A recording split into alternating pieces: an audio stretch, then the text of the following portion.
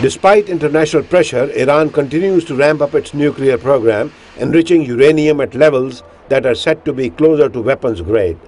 And that has Washington experts debating the course that world power should take.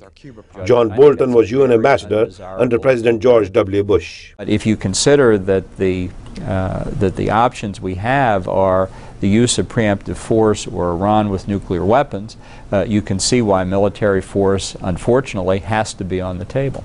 Although Bolton says a preemptive strike is the only choice, the international community has been focused on maintaining diplomatic pressure on Iran and on winning agreement on new sanctions. British Foreign Minister David Miliband spoke during a visit to China on Monday. Britain and China haven't only agreed on the goal that Iran should respect the Non-Proliferation Treaty and not become a nuclear weapons state. We've also agreed on the means to achieve that, which is a combination of engagement and pressure.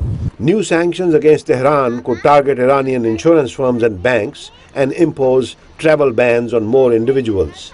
But Russia and China are still reluctant. Israel is at the opposite end. It feels directly threatened by Iran and has been pushing hard for tough action. Officials there have said all options are on the table, implying that includes a military strike. But recently, Prime Minister Benjamin Netanyahu also endorsed new sanctions. The stronger those sanctions are, the more likely it will be that the Iranian regime will have to choose between advancing its nuclear program and advancing the future of its own permanence.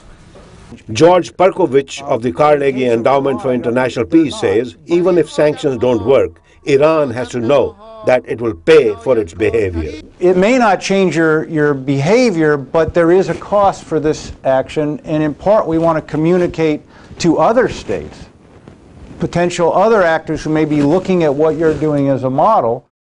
The possibility of regime change in Iran has been raised by some experts, but Perkovich says that with the Revolutionary Guard more powerful than ever, one question remains. How the Revolutionary Guard actually would get displaced in Iran and put out of business, lose power, displace, so that you would have a genuine regime change in Iran.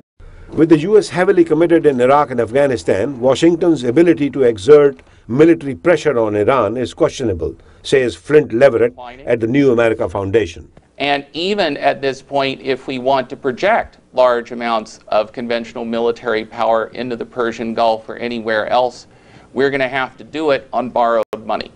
The Obama administration is favoring sanctions, experts say, because the other choices are worse.